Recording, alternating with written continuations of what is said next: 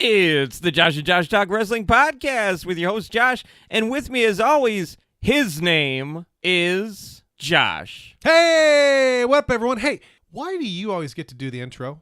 I don't know. We can mix it up, boss. You want to do an intro now? Gosh, I'm kind of on the spot here. I could give it a. I'll give it a try. All right. And a 1, 2, 3, 4. It's a Josh and Josh Wrestling Podcast talk show. Okay, can I do it again? Yeah. Okay, all right. One more. All right, one more time. It's a Josh and Josh Talk Wrestling Podcast show with your host, Josh, and then the other Josh. I see why Josh. I don't do it now. You know, hey, I stand corrected. I see why I don't do it now. Hey, what up, peeps? We got a big show today.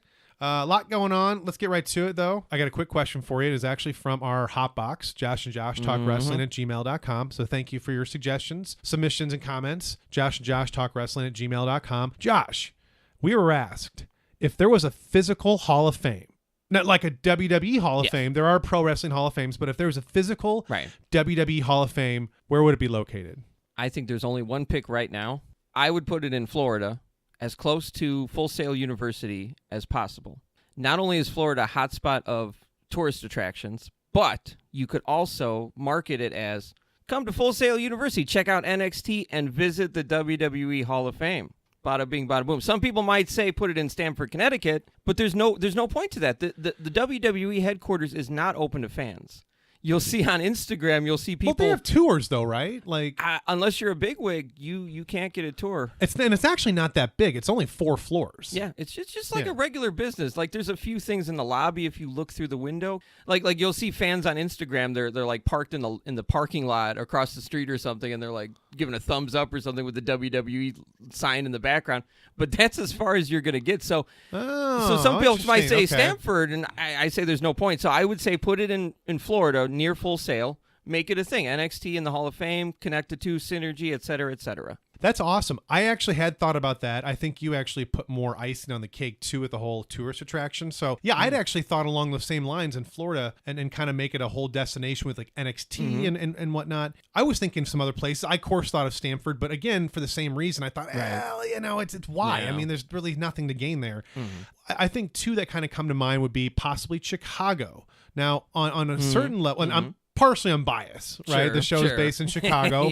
We'd love to have it here. I'm a little biased in that sense, but essentially with the Hall of Fame in Chicago, Chicago has always been a big wrestling city. Now, to that end, I think a lot of big things have happened in Chicago. Of course, Y2J's debut. Oh, yeah. John Cena, WrestleMania 22 with Triple H. A lot of people feel like that was a pay-per-view that tilted as far as the unfavorableness for John Cena for some time. Although it's interesting, Chicago gets the credit for that when WrestleMania is an international, as far as international exposure, and people from all over the world come to see WrestleMania. So I thought that was interesting. But of course, Chicago with the Allstate Arena is only 16,000. So it very well could have been Chicago fans that did it. I'd have to look at some demographic numbers of who actually attended that. Sure. But anyway, I feel like Chicago would be an interesting spot. But I hate to say this, and the reason why I wouldn't actually say Chicago is that I think that Chicago crowds are actually pretty overrated. Really? I think they're overrated. Unless you're at an independent show, when you go to a WWE show at the as far as like the Allstate, for the most part, people are sitting on their hands. Nowadays. And I honestly feel that, Chicago crowds are pretty overrated. All we can do is chant CM Punk really loud, and that's about it. So you think they're kind of a bunch of like fickle fans that just kind of follow trends? Maybe. Or what do you mean by like overrated exactly? Like, because I understand that in the past they would use certain crowds in certain cities almost as a barometer of popularity. I think that's how King Mabel got over. He got a big pop in, I forget which city, but it was one of them. Madison Square Garden, yeah. So are you saying like Chicago's not a good barometer? Is that what you mean, or like? I think it's a good barometer in a sense, but I feel that we could be more ruckus. I feel like we could be more like London. Okay, more vocal, right? Like more I feel involved. like we're more like New York, more involved. I think there are moments of that. I think there are moments. There was the match, the Punjabi prison match with Batista and Great Khali, which I thought would be an absolute flop, but it turned out to be really, really awesome. Like I remember when Batista jumped from the second, as far as like bamboo cage, to the third, it was a loud pop. Right. It was a huge pop. You thought The Rock was coming back or something. It was that big of a pop. It was like a warrior pop. So I think in that sense, there's been moments, but overall, Chicago is considered like a top tier wrestling city. I don't feel that we deliver on the top levels. Again, the independent shows, I think it's there. We're a different crowd though. Okay, yeah. You know, but I don't see it at the bigger shows. So like we get the attendance, but we don't get the attitude. Yeah, well, there's a lot of fair weather fans there, and there's a lot of people that are there just because it's a pay-per-view. It's a thing to do. Some folks. It's like a Broadway show. It's a thing to do, and that's okay. That's okay. I mean, people watch wrestling for a variety of reasons. That's completely okay. I just feel that it's more, as far as more sided that as far as fair weather than it as far as real diehard loyalist. I can understand that. Yeah. You see some funny things, like you'll see the clowns. You'll see some funny things again in Chicago. Like there's always the clown fans, but they happen to appear at a lot of different things as well. But I don't know. At the end of the day, I think that we're a bit overrated. So I don't know. I guess to get to the actual point, I don't know that Chicago would actually, I hate to say this, be fully deserving of a Pro Wrestling Hall of Fame, a WWE Hall of Fame. But however, that could be the thing that maybe gets people excited. If we had a physical Hall of Fame maybe in Chicago, I don't know. To me, it's like a building is going to bring that to you necessarily. Right. I don't know. I still feel like Chicago's a wrestling city, even if maybe the WWE fans are just a little jaded or something. You know what I mean? Like, you could make the argument that any city is a wrestling city, right? Like if you got a ring. I don't know about that town in Footloose. I don't think they'd like wrestling at all.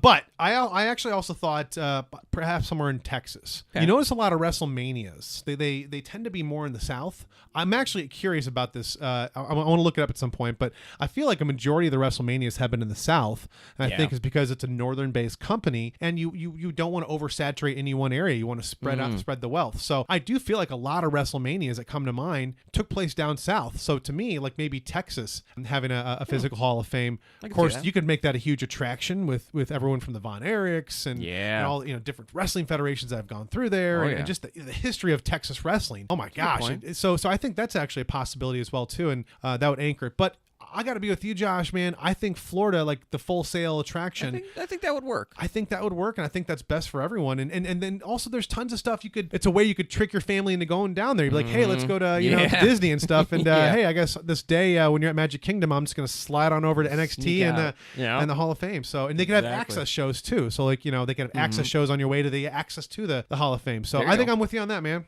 Rock solid. Yeah, dude. Florida Hall of Fame. Let's do it. Let's get it done. All right. Yeah, you heard it here, Vince. Get to work. Before NXT, there was FCW, Florida Championship Wrestling, and I loved FCW. They only had webisodes at the time, but it was, of course, the footage was a little bit grainy, but it was also a developmental league. Right. So it was part of its charm, right? Part of its charm. But yeah, I mean, that's where you saw initially before NXT. That's where Seth Rollins and Dean Ambrose and Leaki, a.k.a. Roman Reigns, got their start. And so, it's interesting to kind of see that. Well, they're obviously, they had the credits in the independent circuit as well, but in terms of WWE, that's where they started. It's interesting to see how FCW is now defunct, but it's merged to NXT. And actually NXT is literally, it's the current NXT plus ECW. So ECW is actually that WWE ECW is turned into NXT. On the final ECW, where I think it was the last or the second, Vince McMahon said this week or next week will be the last one ever, and a new show called NXT is going to come out. So NXT took over for WWE ECW, and then of course FCW merged to NXT. So any case, I love NXT, and back to your point, I think that Florida would be an excellent place for a physical WWE Hall of Fame. Yeah, I think so. Okay, cool. So we've nailed the location. What would it look like is the question now. Well, to me, I would see it kind of almost like, for lack of a better word, like museum-like on the first floor. And there should be a ground floor where the WWE warehouse, they should move the warehouse below into the actual Hall of Fame. So that way you have sort of the warehouse of the Hall of Fame, and then But then again, I don't want to degrade it as such. So maybe you build the Hall of Fame up instead and just mix the warehouse stuff in with the Hall of Fame. Rotate it out. Yeah, exactly. So you could go on for days. I mean, they'd have to have every single title. They have to have every single title out. You'd have a special wing for the Hall of Fame. Like you just walk down this corridor and they have posters of every single Hall of Famer. Kind of like if you've ever been to the Johnny Cash Museum in Nashville, the new one. So the one that his original one that's now shut down, but the new one they've built, and it's got the graces of the as far as the Cash family. Oh, okay. It's awesome. I've actually been there. It's got just basically it's corridors. It's not. It seems like it's small, but it's actually kind of a maze, and it's just tons of stuff that you're sort of walking around, seeing old Johnny Cash videos. You're seeing all the different attire he had, and so on and so forth. But I can almost picture this hall, like a literal. Oh, there you go. Like a literal Hall of Fame. Ah, nice. You're just walking down, you see a red curtain, and events got each picture of each Hall of Famer in the WWE and stuff. So I think that would be kind of cool. But yeah, I think mixing in kind of some of the warehouse stuff and then having an actual pay homage to the Hall of Fame situation would be cool. I might leave out the celebrity wing. It'd be interesting to see how people react to Trump and see him in the WWE Hall of Fame. I think we're kind of split on that, right? I mean, but not even Trump, just some of the other inductees too. Well, right, but I would say he's going to be the most notable of. But yeah, there's like the Drew Carey and whatnot, and yeah. Well, they put him in the Hall of Presidents at Disney, Trump, and apparently it hasn't been vandalized yet. But the night is young. The night is young. But yeah, what do you think? What do you think it would look like? Yeah, no, I totally agree with you. Like, there's certain things that like you would totally say is a no-brainer. A museum-like feel for the most part, or at least in certain sections, having all the belts, portraits of at least all the superstars and the Hall of Famers. I would totally just completely ditch the celebrity ring, forget it. Or if you have it, it's this tiny little kiosk that's sponsored by Coca-Cola or something. You know what I mean? Like, don't worry about it. This is for the wrestlers. Yeah. You know what I mean? And the luminaries and whatnot of the wrestling world, not the Drew Careys and the Donald Trumps of the world. So you would definitely have that. And so I went a little crazier. My idea is the theme is then, now, forever, right? That's what they keep pushing. Yeah. So the idea is you have 3 different floors covering each era. So the guests enter, they're actually taken up to the top floor in an elevator. And that's where you're in the classic era, the then floor. And that's Hall of Fame inductees, everybody from Bruno Sammartino, superstar Billy Graham, everything all the way up to through the rock and wrestling era up to the Attitude Era, let's say, something like that, And you've got your giant life-size statues of Andre the Giant and things like that, and the no-brainer stuff there. And then you get to the next floor, and that's the now, and that's Attitude Era up to right now. What's going on with the current roster? That's everybody. You've got The Rock and Stone Cold and etc. And as I'm talking about this, you've got their attire and their belts and Undertaker's tombstones and things like that, and that's rotated out regularly. We talked about this rotating from the warehouse. So it's almost like a Pirates of the Caribbean, like where you sort of see his graveyard maybe on the right, and you sort of see cool. Undertaker. Maybe there's a nook for Undertaker. And it's like a hotel, and it's a SmackDown hotel with The Rock and stuff. Oh, that'd be fun. Yeah, okay, man. Stuff like that. I'm with you. So there's all that, and then you get to Forever, which is at the top, which is looking towards the future. So there's NXT stuff going on. Obviously, these aren't Hall of Famers, but this is just showcasing NXT and the superstars, talking about FCW. And they even have a live feed, just like Triple H has in his office. He has a live feed to the developmental. Boom, you got that in the museum. Huh. And so people are encouraged. It's almost like a ride that you walk through, like Disney's doing the Star Wars Galaxies thing, where a lot of it's just environments that people walk through, but they keep you moving through it by using these special bracelets that I think they light up or they beep when it's time to move on. So you do that, so you get to the now level, that third level, and then when you're going down, you get into another elevator, which is like a dark ride kind of thing. You're very slowly moving down, and throughout there's enormous 3D screens. You're given 3D glasses, and there's 3-dimensional screens that take old footage and old classic moments of wrestling, convert them to 3D, and you see it as you slowly pass down. It talks a little bit about the territories, and then Vincent J. McMahon Sr., and then it slowly goes down. Hulk Hogan probably will be featured, unfortunately, and Undertaker, the big moments as you slowly make your way back down, and then of course at the end you exit through the gift shop.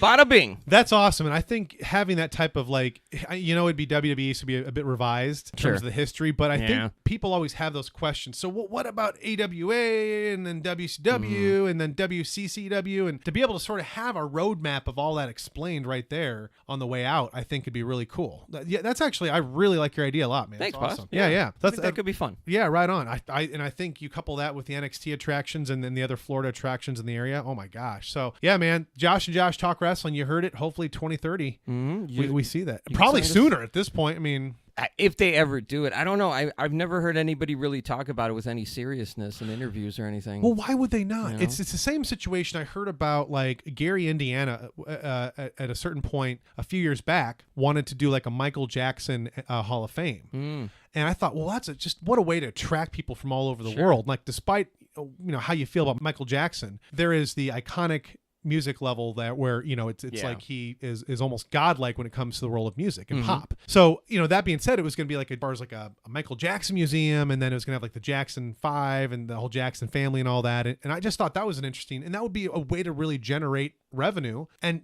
personally, WWE is all about generating revenue. Mm-hmm. So I think just taking Sure. that simple idea would get them not only would get them even more money. Oh, for sure. You know? I mean, a lot of the stuff they already have. You've seen the videos with the warehouse. There's tons of stuff. Right. I mean, even if it didn't have any dark ride or any of that 3D stuff, and it was just the stuff on display, boom, Right. you've already got it. Well, yeah. That being said, anything else you want to add to your Hall of Fame? I'm the Hall of feeling Fame pretty pitch? good. Vince, you can send the check to Josh and Josh Talk Wrestling. Good luck with that. Well, that's actually it's intellectual property of his, because we don't even know this, but he owns this podcast.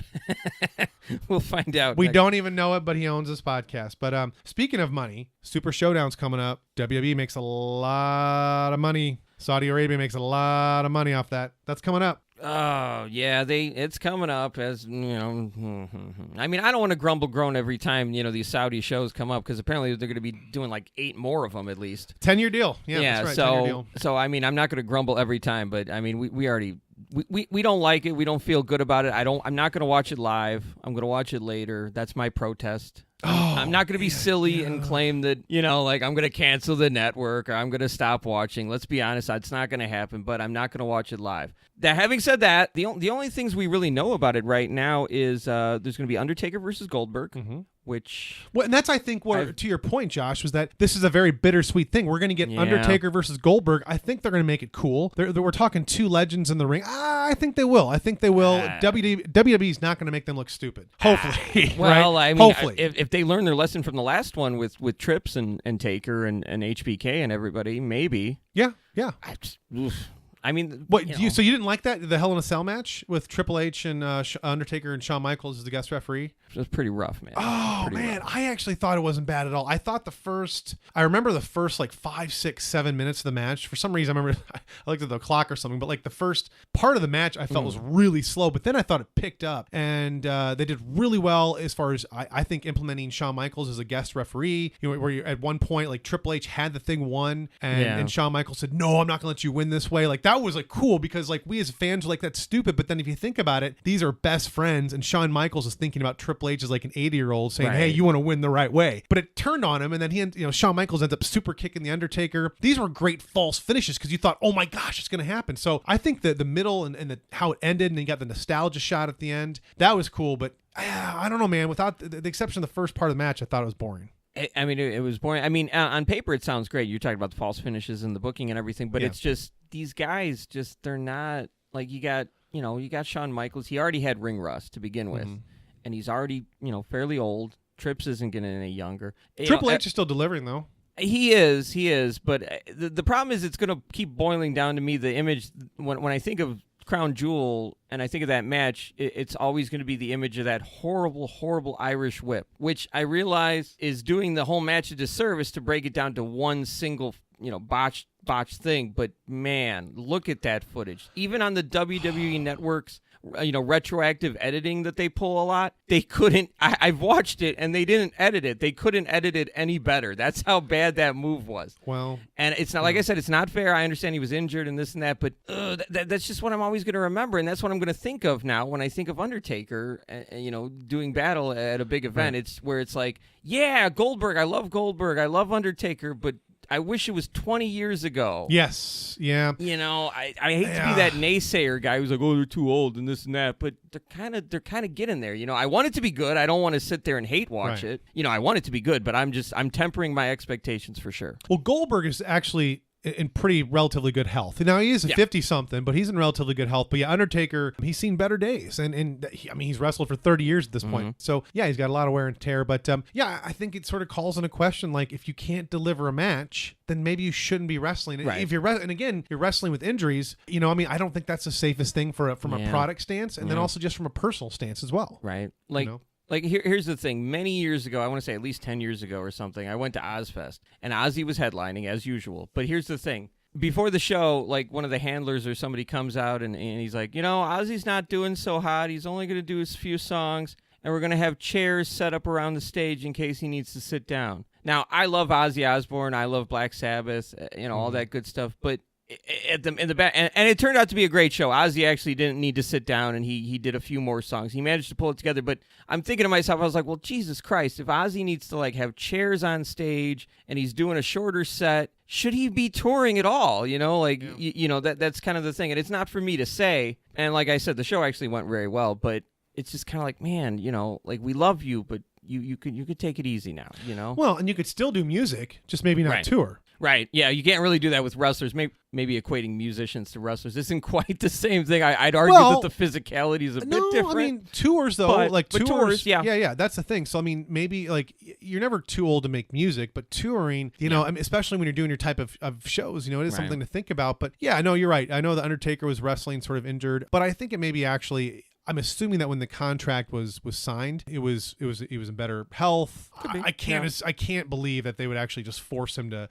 wrestle, and they couldn't think of something else besides that. But I mean, besides Undertaker and Goldberg, we got Triple H and Randy Orton, WrestleMania 25 rematch. I think that'll be a good match. Yes, it'll be pretty good. It'll be a good match. It'll be solid. And then of course we got the 50-man battle royal announced. Yeah. So yeah, we'll see. That'll always be that's a huge cluster. Yeah, that's all we know so far of the Super Showdown. But hey, I want to talk about something really important. I want to talk about Mullins.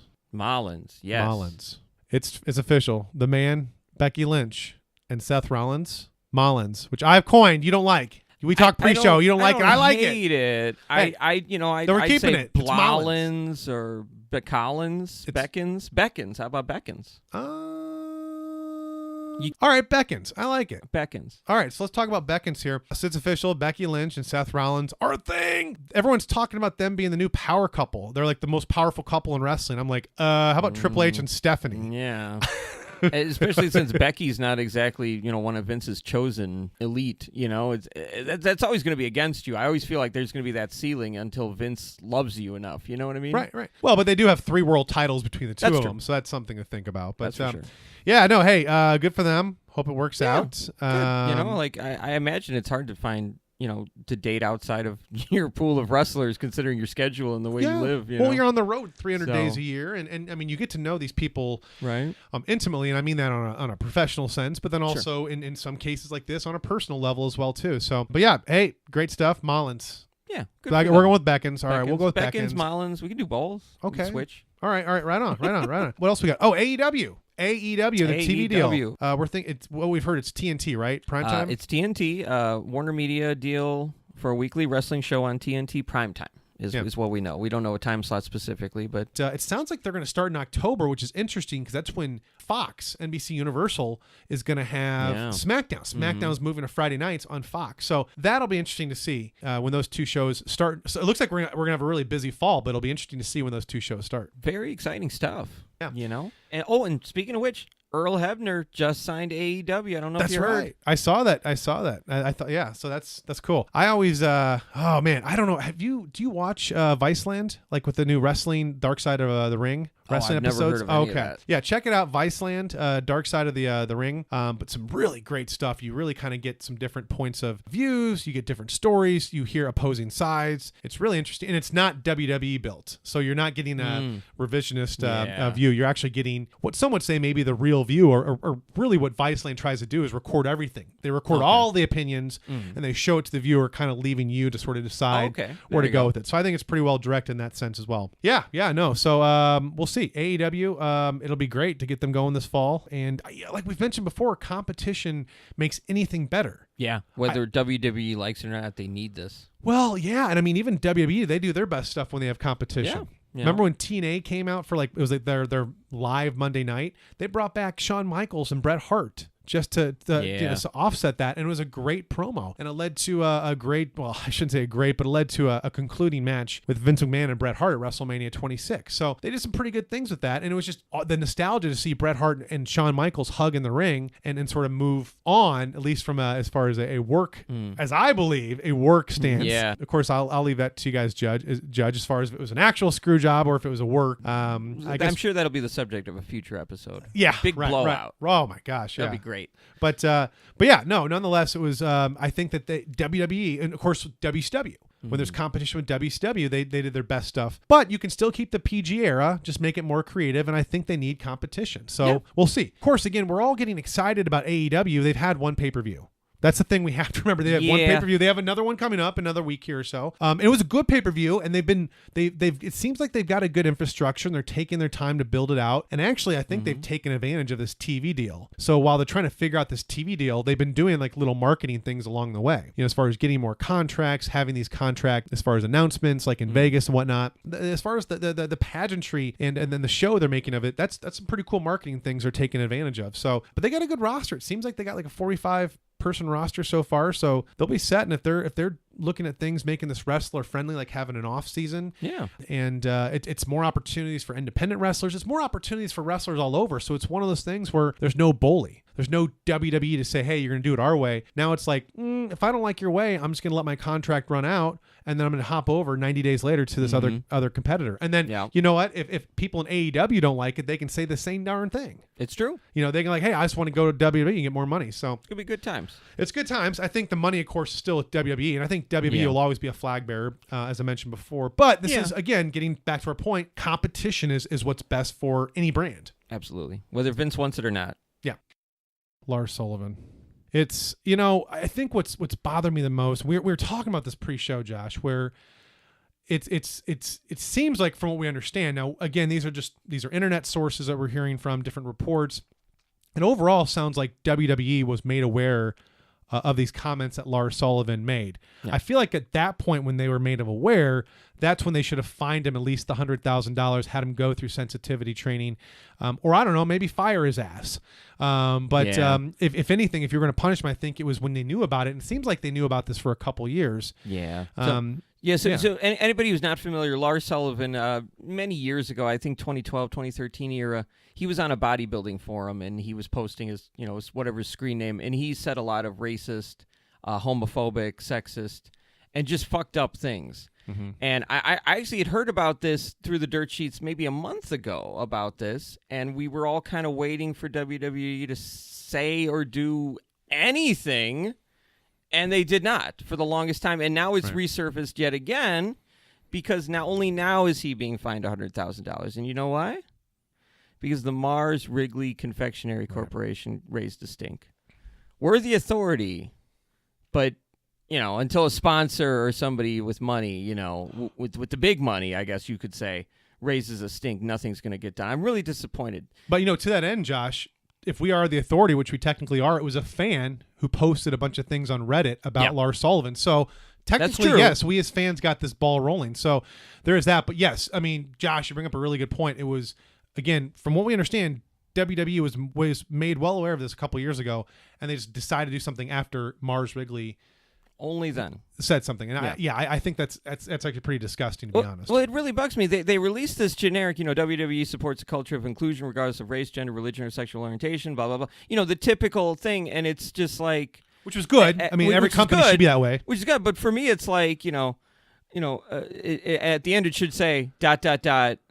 if a big company says so. Right. You couldn't do anything. Now they got, they find him. He's taking like sensitivity training and things like that. He had to make a statement denouncing, what he said. And, to Lars, to his credit, though, I'll give him credit on one thing. His apology seemed a lot more sincere and a lot more real than what Hulk Hogan did. Hulk Hogan's apology to me basically came across as him saying, be careful what you say. I'm sorry I got caught. Right. Whereas Lars Sullivan is literally saying, he's like, I'm not that person anymore. Well, and I feel bad about it, Exactly. And Hulk Hogan got $120 million as well for saying that. So yeah. So let's talk about that. But basically, he won the Powerball for being a racist. Great. Okay, cool. But yeah, no, that was horrible to hear about, as far as Lars Sullivan and, to Big E's tweet, to his point, it's an albatross he's got to bear. Yeah. When you're working with a company that has minorities, and it's an international global company. So he's got to prove himself. Well, and I'm glad that we're coming down on these things. I feel like sometimes in this day and age, maybe our leaders should be even stronger on this. When I hear about these types of comments, sometimes it seems like people get rewarded, and these are not good comments, and they're not right. Yeah.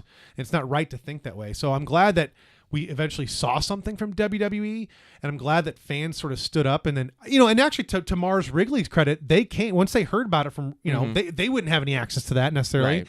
So once they heard about it, they did go do the right thing, went to WWE. So it seems like it was everyone but WWE that did something. And I feel that we have this, don't be a bully stuff, and we're supposed to be all inclusive. Be a star. Well, exactly. But then if you knew about this 3 years ago, why didn't you have the sensitivity to training there? Why didn't you have the $100,000 at least dollar fine then? And it sounds like, again, these could just be internet sources, but it sounds like they were hoping it would blow over. That's crap. Oh, yeah. That's just crap. Well, I mean, it's happened hundreds of times before. People get arrested for DUIs. People are, domestic violence charges. And if mainstream media doesn't really pick up on it too much, and it's just kind of, little whispers and innuendo and talk, they'll just ignore it. They've done it time and time again, and it's really disappointing. Right. But I think in this case, it was good to see ultimately how it played out. But I think that there's something to be learned here by big companies, that those attitudes cannot be tolerated. Yeah, I blame Vince. I just blame Vince being an old, this old school, quote unquote, old school way of thinking, Yeah. Where he just lets, there's people like that who just let certain things like that slide because they just have this old school mentality, and they need to get over that real freaking quick. Well, yeah, things are changing. Then it also seems like things aren't changing, but that's a whole other podcast. But yeah, Josh, anything else you got for us today?